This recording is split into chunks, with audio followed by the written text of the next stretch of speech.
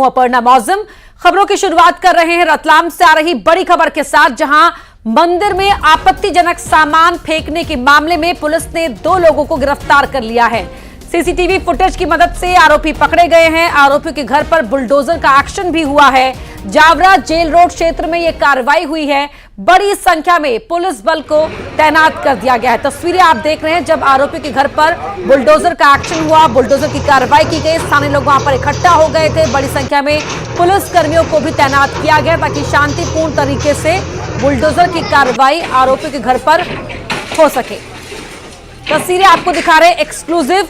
इन दोनों पर ही आरोप है कि इन्होंने मंदिर में आपत्तिजनक सामान फेंका और जिसके बाद वहां लगे कैमरों को खंगाला गया और उस फुटेज की मदद से इन 2 आरोपियों को पकड़ा गया है, जिनके घर पर यह बुलडोजर की कार्रवाई हुई।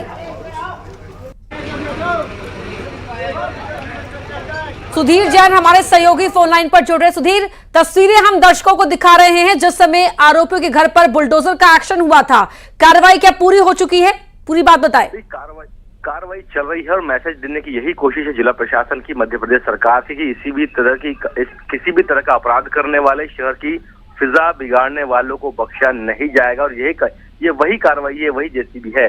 और आज सुबह ये पूरा वाकया हुआ था, जिसके बाद 2 आरोपियों को सीसीटीवी की मदद से राउंड अप किया गया और उनसे पूछताछ में उन्होंने अपराध भी कबूल किया। गंभीर धाराओं में दोनों के खिलाफ एफआईआर दर्ज की है। करीब 2 से 3 घंटे तक के हाईवे पे भी यहाँ पे हंगामा चलता रहा, दोषियों के खिलाफ कड़ी कार्रवाई की मांग को लेकर। तो अब जो है डीआईजी रतलाम रेंज मनोज सिंह के नेतृत्व में यह पूरी कार्रवाई की जा रही है। बड़ी संख्या में पुलिस फोर्स यहाँ पे तैनात किया गया है जेल रोड क्षेत्र में।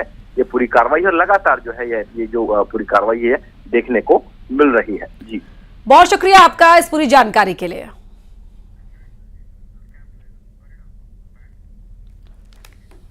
और अब बात उज्जैन की करते हैं, जहां सट्टेबाजी पर सबसे बड़ी कार्रवाई हुई है।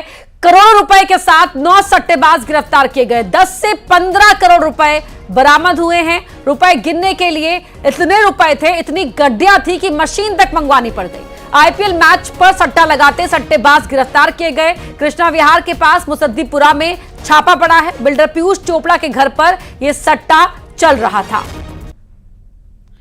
सट्टेबाजों पर यह सबसे बड़ा एक्शन यहां पुलिस की ओर से लिया गया है, पकड़ा गया है। 9 सट्टेबाज मौके से गिरफ्त में लिए गए हैं। और देखिए, नोटों की गड्डियां आप देख रहे हैं, ये इतनी गड्डियां थी कि वहां पर मशीन मंगवानी पड़ गई थी इन नोटों को गिनने के लिए।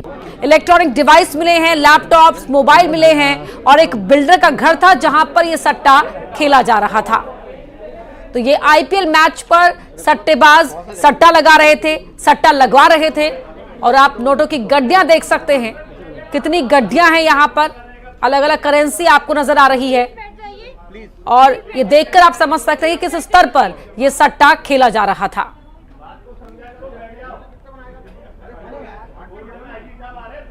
उज्जैन में पुलिस प्रशासन की एक बड़ी कार्रवाई हुई है। मुसद्दीपुरा और इंदौर रोड पर जो 90 ड्रीम्स कॉलोनी है, यहाँ पर बिल्डर के यहाँ पर छापामार कार्रवाई की है। देर रात से लगातार यहाँ पर कार्रवाई की जा रही है। करोड़ों रुपए जब्त किए गए हैं और आप देख सकते हैं इस वक्त जो है यहाँ से जिसके माध्यम से जो ऑनलाइन सट्टा और आईपीएल सट्टा का जो कारोबार किया जा रहा था, उस सब सामग्रियों को यहाँ से जब्त किया गया है। रात भर जो है मशीनों के माध्यम से नोटों की गिनती चल रही थी। रात भर से ये पुलिस की टीम पूरी लगातार लगी हुई थी और ये वो लोग हैं जिन लोगों ने जो रात भर से मेहनत की है और पूरी कार्रवाई को अंजाम दिया है। और बताया जा रहा है कि अभी मुसद्दीपुरा जो है वहाँ पर लगातार अभी गिनती जारी है और यहाँ पर भी जो दूसरी जगह 90 ड्रीम्स कॉलोनी है, यहाँ पर भी कार्रवाई पूरी हो चुकी है। कुछ ही देर में जो है उज्जैन एसपी इस पूरे मामले का खुलासा करेंगे और आखिरकार ये कब से ये पूरा जो गोरख धंधा चल रहा था और इसमें ऐसे कितने लोग शामिल हैं जो इस पूरे धंधे को अंजाम दे रहे थे।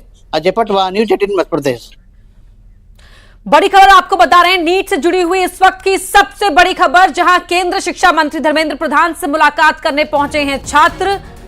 शिक्षा मंत्री से मिलने पहुंचे हैं ताकि उनके सामने अपनी बातों को, उनके मन में क्या क्या शंकाएं हैं, क्या सवाल हैं, उन तमाम चीजों को रख पाए।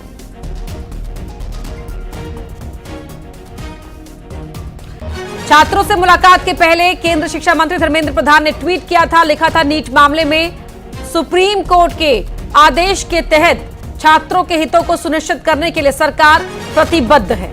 किसी भी परीक्षार्थी के भविष्य से खिलवाड़ नहीं होगा। मैं परीक्षार्थियों को आश्वस्त करना चाहता हूं कि बच्चे के साथ खिलवाड़ नहीं होगा। कोर्ट के निर्देश के मुताबिक हर जरूरी एक्शन होगा।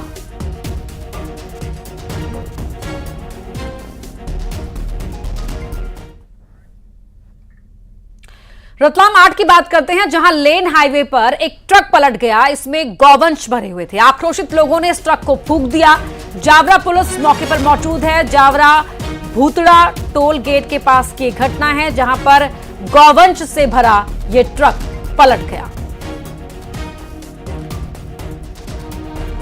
तो मौके पर जावरा पुलिस पहुंच चुकी है। ट्रक को फूंक दिया गया, जिस ट्रक में ये गौवंश भरे हुए थे। भोपाल में नगर निगम के प्रोजेक्ट में अधूरे मकानों को लेकर लोगों का गुस्सा फूट पड़ा। लोग ढोल नगाड़े लेकर निगम ऑफिस पहुंचे और विरोध जताया।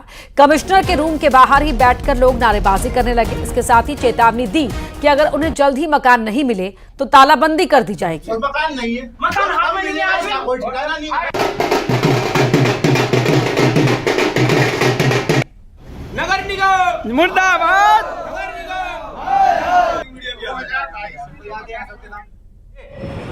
30-30 लाख रुपए बैंक से कर्जा लेकर के इनके मकान पर इन्होंने 21 में पैसे मकान देने के लिए बोला था और आज तक इन्होंने मकान बने नहीं है और इन्होंने हमारे पैसे डकार लिए और खा गए।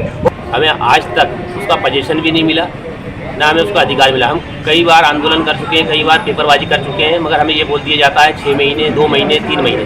तो आज हम इसलिए बैठे हैं कि आज हमें पोजीशन दिया जाए। उमरे की बात करते हैं, जहां 4 लोगों को फूड पॉइजनिंग हो गई। एक ही परिवार के 4 लोग थे जिनकी तबीयत खराब हो गई। खाना खाने के बाद एक एक कर चारों बेहोश हो गए। मिक्स आटे की रोटी खाने से चारों लोग बीमार पड़ गए।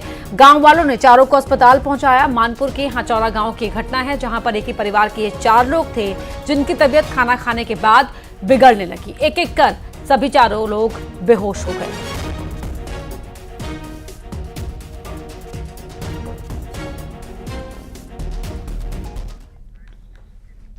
सुकमा में जवानों ने स्नाइपर जैकेट बरामद की है। नक्सलियों से पहली बार यह स्नाइपर जैकेट बरामद की गई है। डीआरजी कोबरा जवानों को यह कामयाबी मिली। साथ ही भारी मात्रा में डंप सामग्री भी बरामद की गई है। कंगाल तोंग इलाके में जवानों ने यह कार्रवाई की है और यहां से आप देख सकते हैं स्नाइपर जैकेट मिली है। नक्सलियों से इस तरह की जैकेट पहली बार मिली है। ऐसे में बड़े सवाल ये उठते हैं कि नक्सलियों तक ये सामान कौन पहुंचा रहा है, कैसे वो तमाम चीजों को हासिल कर रहे हैं। ये स्नाइपर जैकेट पहली बार नक्सलियों के पास से बरामद की गई है।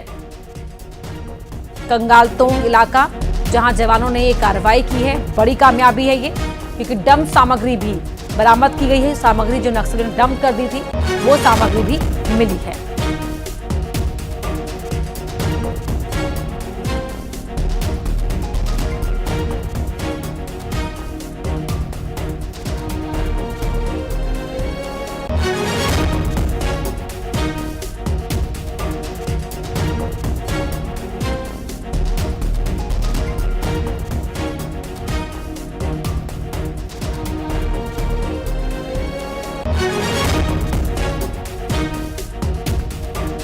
सतीश हमारे सहयोगी फोन लाइन पर जुड़े। सतीश, नक्सलियों से पहली बार स्नाइपर जैकेट का मिलना कामयाबी तो है जवानों के लिए, लेकिन बड़ी बात यह भी है कि उन तक ये सामान पहुंचा कौन रहा है?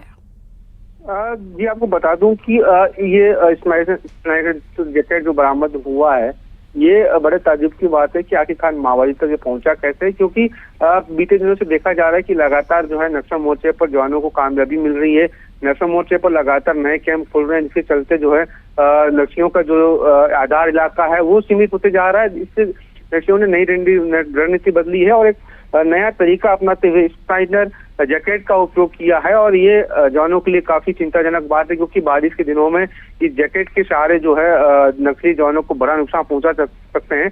और हाल ही ये खुलासा हुआ है, सुकमा पुलिस को ये बरामद हुआ है कोंटा इलाके में, जब पुलिस सर्चिंग पे गई और एक इलाका था जहां पर माओवादियों की सूचना थी, उस इलाके में जैसे जवान पहुंचे तो माओवादी वहां से भाग गए, लेकिन माओवादियों का सामान जो है डंप किया हुआ मिला। विस्फोटक सामग्री के साथ में ये जैकेट बरामद हुआ है और ये काफी जो है चिंताजनक जो है विषय है जवानों के लिए।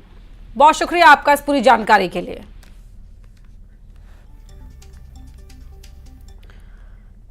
बात भोपाल की करते हैं, जहां नगर निगम में बड़े घोटाले का खुलासा हुआ है। लोकायुक्त पुलिस ने 2 करोड़ की राशि की बंदरबाट का पर्दाफाश किया। करप्शन करने के लिए जीवित लोगों को मृत बताया गया और करोड़ों की सहायता राशि डकार ली गई।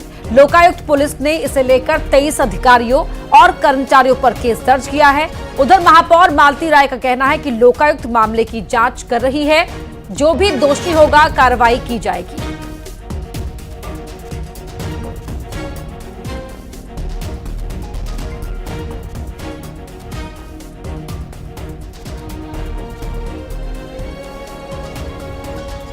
तो 22 अधिकारी और कर्मचारियों पर केस दर्ज हुआ है। लोकायुक्त पुलिस ने केस दर्ज कराया है। यदि लोकायुक्त का मामला आया है तो उन दोषित कर्मचारियों को कमिश्नर के माध्यम से उन पर कार्रवाई होगी और होना चाहिए। कहना रहा है कि बिल्कुल होना चाहिए, बिल्कुल। हुआ इसीलिए तो उन जो पैसे उनके थे वो जमा हो गए और जो कार्रवाई हुई है, लोकायुक्त की रिपोर्ट आई है, उस पर भी कार्रवाई होगी।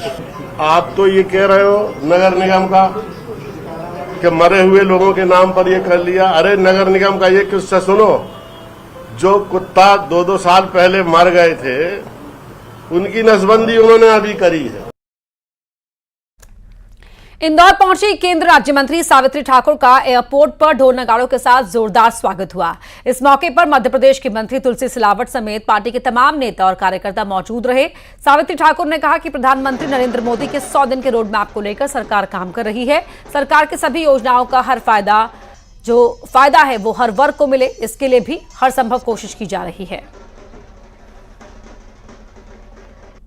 जो योजना जो सरकार की है मोदी जी की, वो नीचे लेवल पे जनता के लिए है और वो पूरा 100 दिन में पूरा काम करना है। इसलिए हम रात दिन एक करके काम कर रहे हैं और यह जनता को सौगात देना है। अगली खबर बैतूल से है, जहां मुल्ताई पहुंचे केंद्रीय मंत्री दुर्गादास मंत्री बनने के बाद पहली बार बैतूल पहुंचे थे। ताप्ती कलश यात्रा में शामिल हुए और सीएम डॉक्टर मोहन यादव के साथ केंद्र में जनजातीय कार्य राज्य मंत्री हैं दुर्गादास उइके। बैतूल से बीजेपी सांसद चुने गए हैं दुर्गादास उइके। थोड़ी देर पहले यहां पर सीएम ने जनसभा को संबोधित भी किया था और जो लाभार्थी हैं उन्हें चेक भी दिए थे। जीएसटी कलेक्शन पर छत्तीसगढ़ स्टेट सख्त हो गया है। जीएसटी समय पर ना मिलने पर व्यवसायियों पर सख्ती की बात कही गई है।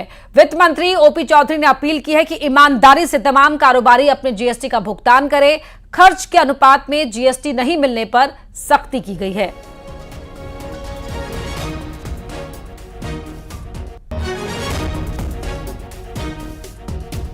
तो वित्त मंत्री ओपी चौधरी ने कहा है कि अगर नहीं किया गया वक्त रहते जीएसटी का भुगतान तो कार्रवाई होगी और खर्च के अनुपात में जीएसटी नहीं मिलने पर भी सख्ती की जाएगी। आरएसएस नेता इंद्रेश कुमार ने लोकसभा चुनाव के नतीजों को लेकर बड़ा बयान दिया है। इंद्रेश कुमार ने कहा कि जिन्होंने राम की भक्ति की लेकिन अहंकारी हो गए, उन्हें प्रभु ने 241 पर ही रोक दिया, लेकिन सबसे बड़ी पार्टी बना दिया। जिन्होंने राम का विरोध किया उन सभी को एक साथ लड़ने के बाद भी 234 पर समेट दिया। यही प्रभु का न्याय है। जिस पार्टी ने भक्ति की, अहंकार आया, उसको 241 पर रोक दिया, पर सबसे बड़ी बना दी। जिनके अंदर राम की अनास्था थी, अश्रद्धा थी, और उनको सबको मिलकर 234 पर रोक दिया। कहा तुम्हारी अनास्था का यही दंड तुम्हें है कि तुम सफल नहीं हो सकते। इसलिए जो राम की भक्ति करे तो निरअहंकार करे, और जिन्होंने राम की भक्ति की पर धीरे धीरे अहंकार आ गया, उस पार्टी को सबसे बड़ी पार्टी घोषित कर दिया। और उसका और जो पूरा उसको मत मिलना चाहिए, जो शक्ति मिलनी चाहिए, वो भगवान ने अहंकार के कारण बोला। जिन्होंने राम का विरोध किया उनमें से किसी को भी शक्ति नहीं दी, सब मिलकर भी नंबर 1 नहीं बने, नंबर 2 पर खड़े कर दिए। इसलिए प्रभु का न्याय बड़ा विचित्र नहीं है, बड़ा सत्य है, बड़ा आनंददायक है। इसलिए जिस पार्टी ने भक्ति की, अहंकार आया, उसको 241 पर रोक दिया, पर सबसे बड़ी बना दी। जिनके अंदर राम की अनास्था थी, अश्रद्धा थी, और उनको सबको मिलकर 234 पर रोक दिया। कहा तुम्हारी अनास्था का यही दंड तुम्हें है कि तुम सफल नहीं हो सकते। इसलिए जो राम की भक्ति करे तो निरहंकार करे। आरएसएस नेता इंद्रेश कुमार के बयान पर प्रदेश में सियासत गर्मा गई है। बीजेपी ने इंद्रेश कुमार को अग्रज बताया और कहा हमने भक्ति की है, लगातार करते रहेंगे। बीजेपी को 241 सीटें मिली हैं और आने वाले समय में सीटें बढ़ेंगी, लेकिन विपक्ष को ना आज कुछ हासिल हुआ है ना आगे होगा। भगवान दास सबनानी ने कहा कि इंद्रेश कुमार से मार्गदर्शन में पार्टी आगे काम करती रहेगी। वहीं कांग्रेस ने इंद्रेश कुमार के बयान को खारिज किया और कहा कि बीजेपी ने राम मंदिर को मुद्दा बनाने की कोशिश की, लेकिन जनता ने चुनाव में उन मुद्दों को तरजीह दी जो उनके सरोकार से जुड़े थे। संघ से जुड़े इंद्रेश कुमार ने बीजेपी को अहंकारी जबकि विपक्षी दलों को राम विरोधी बताया था। इंद्रेश जी हम सबके अग्रज हैं। हमने भक्ति की और भक्ति निरंतर करते रहेंगे। उनका आशीर्वाद हमारे साथ है। आज 241 सीटें भारतीय जनता पार्टी जीती है, तो आगे और बढ़ेंगी। निश्चित रूप से उन लोगों को कल भी कुछ हासिल नहीं हुआ था, आगे भी कुछ हासिल नहीं होगा। कुल मिलाकर अगर हम कांग्रेस की बात करें तो 3 चुनाव में 14, 19 और 24 मिलाकर के और यहाँ